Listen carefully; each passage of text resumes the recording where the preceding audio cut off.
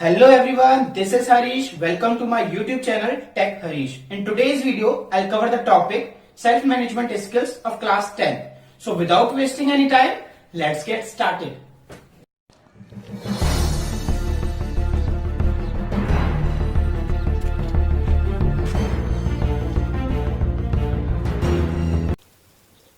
तो आज का हमारा टॉपिक है सेल्फ मैनेजमेंट स्किल्स, जो कि आपका चैप्टर 2 है क्लास 10th में 402 में।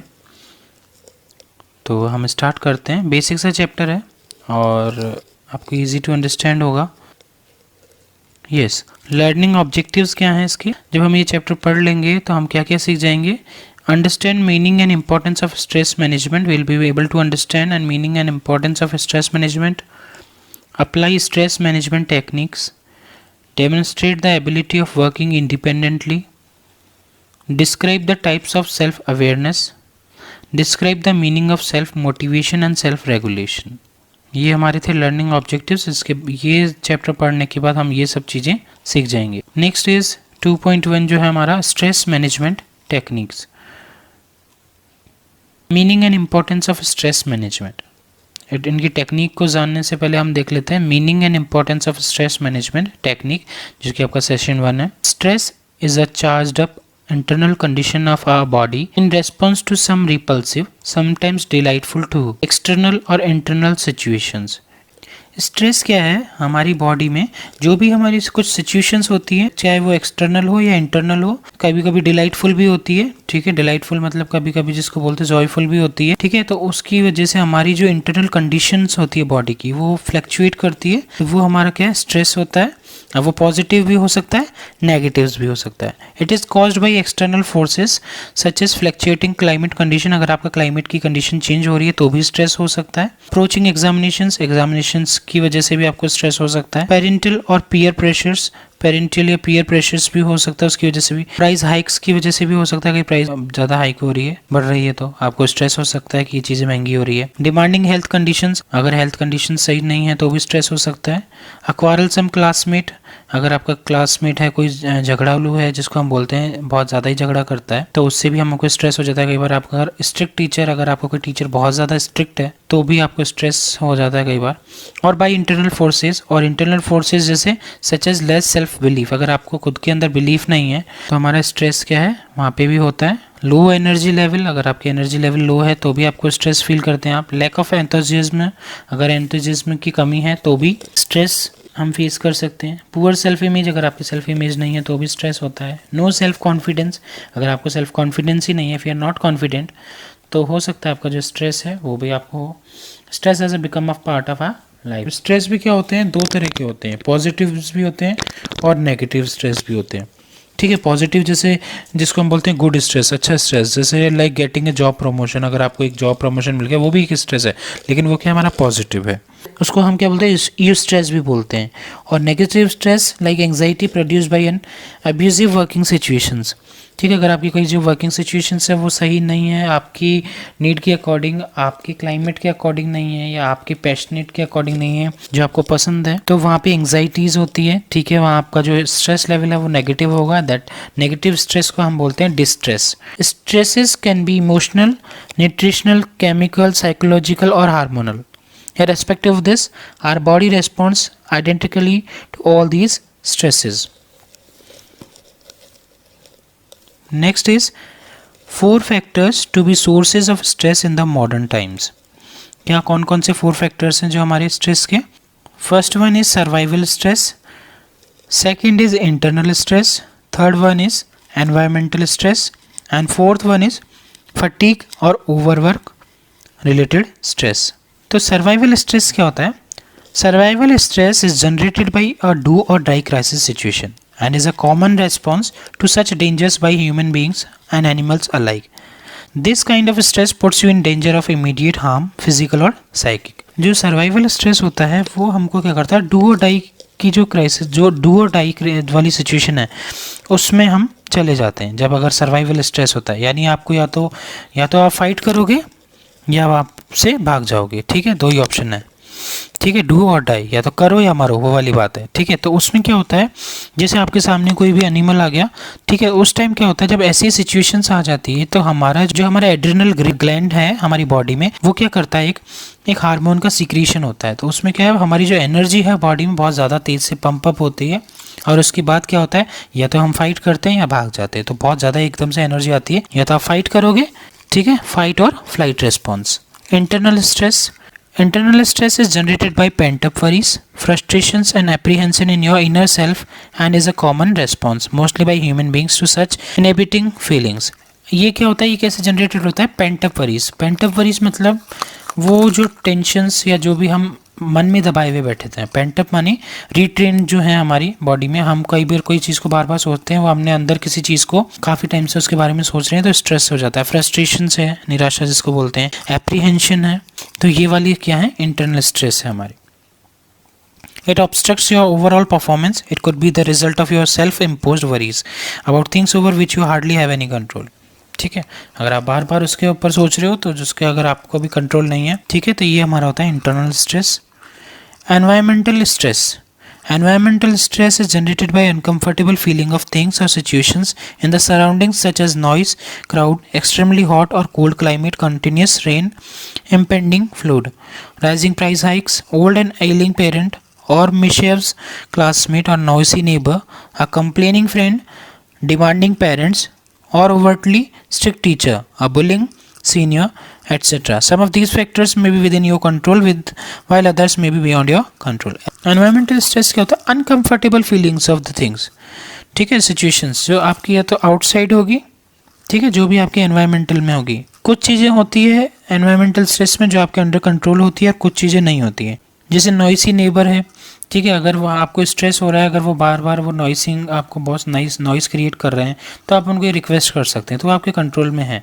अगर वो मान जाते हैं तो वो अगर नॉइस करना बंद कर देते हैं, ज़्यादा तो ज़्यादा शाउट नहीं होते हैं ऐसे लोग, तो उस केस में आप उसको कंट्रोल कर सकते हैं। ठीक है, स्टफी क्लासरूम जहाँ पे जिसको हम बोलते हैं कि नॉइसी क्लासरूम्स हैं, वहाँ भी अगर आपका इजीली हो जाता है इसको मैनेज, तो भी आप कंट्रोल कर सकते हैं। स्ट्रिक्ट टीचर है, ये सब हमारे आउटसाइड हो गए, ठीक है। लेकिन कुछ चीज़ें आपके कंट्रोल में नहीं है, जैसे कंटिन्यूसली रेन हो रही है और आपको जैसे घर जाना है तो वो भी स्ट्रेस हो रहा है हमको, ठीक है। आज हम ऑफिस से घर जा रहे हैं, कंटिन्यूसली रेन हो रही है, तो आपको भी स्ट्रेस हो रहा है, टेंशन हो रही है कि हम घर नहीं जा पा रहे हैं, तो वो आपके कंट्रोल में नहीं है। इम्पेंडिंग फ्लूड, अचानक बहुत ज़्यादा हद से ज़्यादा फ्लूड, कोल्ड क्लाइमेट है, एक्सट्रीमली हॉट है, तो वो क्लाइमेट हॉट और कोल्ड क्लाइमेट है, वो भी आपके अंडर कंट्रोल में नहीं है। Fatigue and overwork related stress. Fatigue and overwork related stress is generated by the fatigue and overwork that you build up over a period of time as a result of your highly demanding study routines, ever increasing ambitions, setting up unrealistic goals, exerting yourselves much beyond your mental and physical capacity. More often than not, such stress arises from deadlines that are self-imposed or imposed by others or by circumstances. Fatigue and overwork related, जहाँ पे आप बहुत ज़्यादा काम कर रहे हैं, ज़्यादा थकान की वजह से, ठीक है। जैसे हम कई बार एग्जाम की वजह से बहुत ज़्यादा स्टडी करते जाते हैं, ओवरवर्क हो जाता है और एकदम से हमारा क्या होता है, स्ट्रेस हो जाता है, तो वो है। अनरियलिस्टिक गोल्स, आपके जो गोल्स हैं उसको सेटअप करने में, आपको जो एम्बिशंस हैं उनको इंक्रीजिंग करने में। Mental and physical capacity. Next is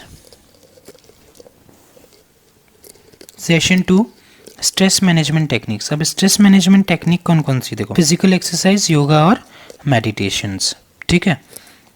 next एक बार हम देखते हैं, हम इसको पहले क्या करना है, इसके जो स्ट्रेस मैनेजमेंट टेक्निक्स है, फिजिकल एक्सरसाइज, योगा, हम वो तो कर लेंगे। उससे पहले हमको क्या करना है, some easy ways to find out our stress. उससे पहले हमको क्या करना है, हमारा स्ट्रेस है उसको फाइंड आउट करना है। Find out your alarm response for science and symptoms of stress. जब भी आपको स्ट्रेस आ रहा है, ठीक है, आपको लग रहा है बहुत ज़्यादा मैं स्ट्रेसफुल हो रहा हूँ, तो आप वो उनको साइंस को अलार्म कीजिए, उनको जो आपकी रेस्पॉन्स है, जो बॉडी रेस्पॉन्स दे रही है, उनको फाइंड आउट कीजिए कि जब आपको स्ट्रेस हो रहा है तो कौन से सिम्बल्स और साइंस, आप सिम्टम्स जो भी हैं वो देख पा रहे हैं आपकी बॉडी में। Identifying your physical and mental science of stress, आपकी जो फिजिकल और मेंटल साइंस है उसको भी आइडेंटिफाई कीजिए। Finding out what causes stress in you, what types of causes stress in you, finding out those stresses. Is it internal stress, environmental stress, survival stress, or fatigue or overwork related stress are there? Fourth point है, find out what are your personal signs of stress. ठीक है। हमारे जो personal science है वो आप देख सकते हैं। स्ट्रेस आपको हो रहा है तो लाइक शिवरिंग होती है हमको कई बार ज़्यादा ही से, जब हमको स्ट्रेस होता था हमारी स्वेटिंग स्टार्ट हो जाती है, ठीक है, पसीना आना शुरू हो जाता है, ठीक है। तो वो आप साइंस अपने देख सकते हो, पर्सनल साइंस, कि आपको जब स्ट्रेस हो रहा है तो कौन कौन से आप साइन देख सकते हो अपनी बॉडी में। Next is after identifying what causes stress in you, you can manage it by following stress management techniques. Once you find out your stress, then you can manage it by these following techniques. Yoga for breathing exercise, allowing yourself inhalation of your breath of a full oxygen, thus bringing is a good supply of it to your brain, is also an effective way to dealing with the stress. Meditation helps us in enhancing our mindfulness. Regular meditation can bring abundance of peace to our mind and calm composure to our body. People who are successful in their chosen field have managed and overcome their day-to-day stress by meditating. Physical exercise also. One common sign of getting stressed is that your muscles contract, which further adds to your discomfort with headaches, back pain, muscle pull, high blood pressure. So relaxing your muscles by deep breathing, lying down with the closed eyes, or sitting with a firm head support is almost always a better idea to deal with the stress. So physical exercise is also necessary, right? Next is session third, enjoying going to vacations and holidays with families and friends. A good vacation helps us to reconnect with ourselves, operating as a vehicle for self-discovery and helping us get back to feeling our best. In fact, people who take regular time to relax are less likely to experience burnout, thereby becoming more creative and productive than their overworked, under-rested counterparts. A good vacation helps us to reconnect with ourselves. अगर जो अच्छी, कई बार हम होता है vacations पे चला जाते हैं तो हम वहाँ पे स्ट्रेस हमारा कम हो जाता है, आपको पता है। कहीं हम थोड़े टाइम के लिए हमारे दूसरे एटमॉस्फेयर में चले जाते हैं। अगर आपको बहुत ज़्यादा प्रेशराइज हो रहा है, वर्क का बहुत ज़्यादा लोड है आपके ऊपर, कभी हम वैकेशंस पे चले जाते हैं 2 या 3 दिन के लिए, तो हम हमारा जो स्ट्रेस है वो भूल जाते हैं, right. So operating as a vehicle for self discovery and helping us get back to feeling our best. जब हम बाहर चले जाते हैं then helping us get back to feeling our best, जो हमारी फीलिंग्स है वो भी बहुत अच्छी हो जाती है. In fact, people who take regular time to relax are less likely to experience burnout. जो लोग रेगुलर टाइम देते हैं खुद की बॉडी को रिलैक्स करने का, जो अपने वर्क से भी थोड़ा टाइम निकालने का, बाहर घूमने फिरने का, तो वो क्या करते हैं, experience burnout, thereby becoming more creative and productive. बहुत ज़्यादा क्रिएटिव और प्रोडक्टिव होते हैं than their overworked under rested counterparts. Next is taking nature walks. Session 4, taking time out for nature walks to help in reducing your stress level. बिल्कुल, अगर आप nature में walk करते हैं, हम गार्डन में जाते हैं, मॉर्निंग वॉक करते हैं, तो जो हमारा स्ट्रेस है वो भी बहुत जल्दी रिड्यूस होता है. Taking a walk in a park could actually shift your brain into a calmer state. अगर आप पार्क में वॉक करने जाते हैं तो कई बार आपका जो ब्रेन है वो calmer state में आ जाता है, ठीक है. According to recent research, a recent study found that walking through green spaces can put the brain into a meditative state. Definitely a good reason to take a walk in the park. Spending time in nature has been linked to the stress reduction. अगर आप nature में walk करते हैं, garden में जाते हैं, तो वो हमारा स्ट्रेस ऑब्वियसली रिड्यूस होता है. Next is ability to work independently. Session first, importance of ability to work independently. One of the abilities that we require to the most is our ability to work independently. Working independently actually means, इसका मतलब क्या होता है, being self-aware, self-monitoring and self-regulating.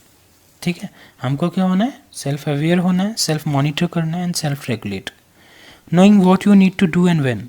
खुद को हमको जानना कि हमको कौन सी चीज़ कब करनी है. वर्क इंडिपेंडेंटली का मतलब क्या है, knowing what you need to do, आपको क्या करना है और कब कैसे करना है. Taking initiative rather than waiting for someone else to give us instruction what to do. खुद का इनिशिएटिव लेना, खुद आगे होके उस काम को करने के लिए रेडी रहना, instead of waiting for someone else to give us instructions what to do. दूसरे की जगह दूसरा अगर हमको इंस्ट्रक्शन दे रहा है कि ये करना, उससे पहले आप खुद सोचो कि हम ये कर सकते हैं. So we don't need to wait for someone. Doing what is asked to the best of our ability without any external or internal fear. Doing what is asked to the best of our ability without any external or internal fear. जो भी हमसे best हो सकता है हमारी जो ability के according है, जो भी हम कैपेबल हैं, without any external or internal fear.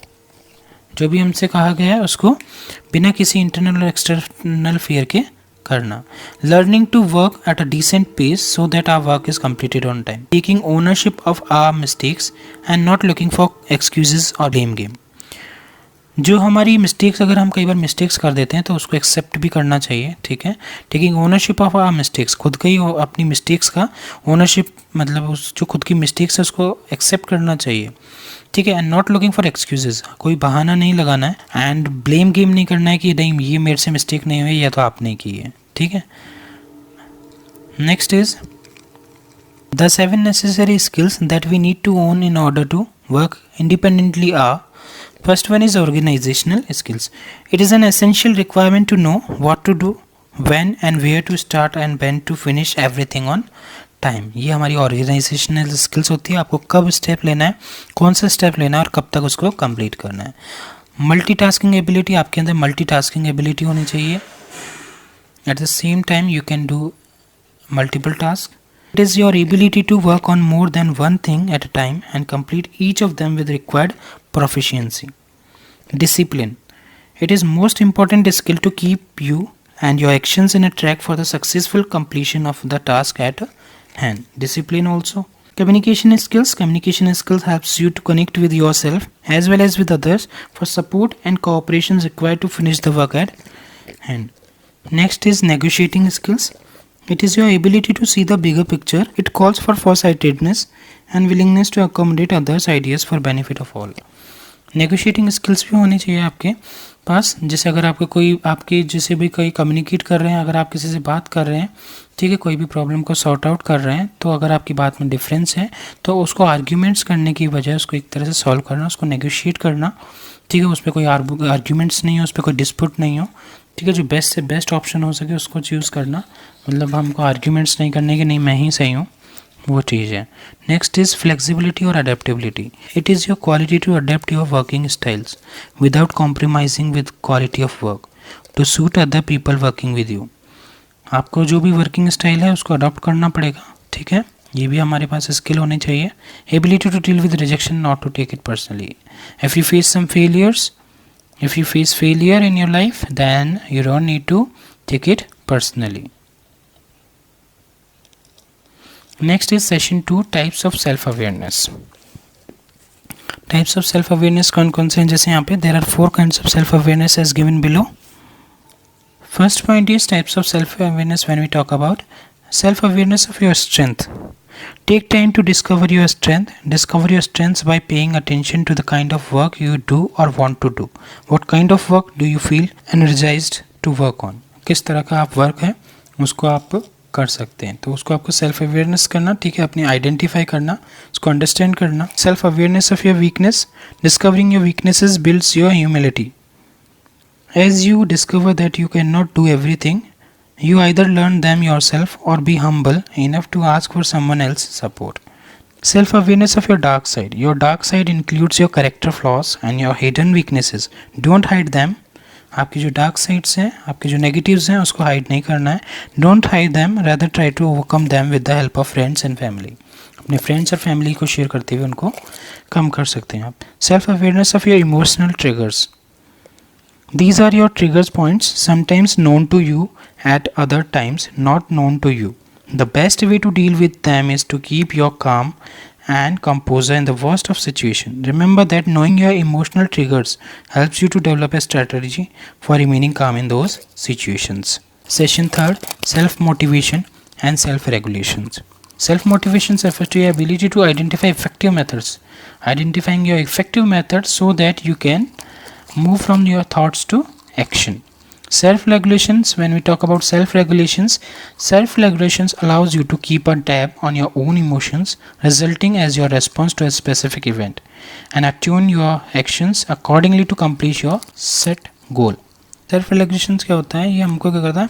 Self-regulation allows you to keep a tab on your own emotions. You have to control on your own emotions, okay, resulting as your response to a specific event. जो भी specific event है उसके जब आप response देते हो उस पर attune your actions accordingly to accomplish your set goal. आपके जो भी गोल हैं उसको फुलफिल करने के लिए जो आप एक्शंस ले रहे हैं उनको रेगुलेट करना. Self regulations and self awareness. As I have already told you, self awareness refers to your knowledge and understanding of your self. your emotions, beliefs, biases, values, knowledge base, abilities, and motivations, interests, etc. Thank you everyone. Kindly subscribe my channel. Don't forget to press the bell icon so that whenever I upload the new videos, you will get the notifications. Thank you again. Stay home, stay safe, stay healthy, stay happy. Do whatever you want to do. Do double, but do not trouble your mother. Thank you again.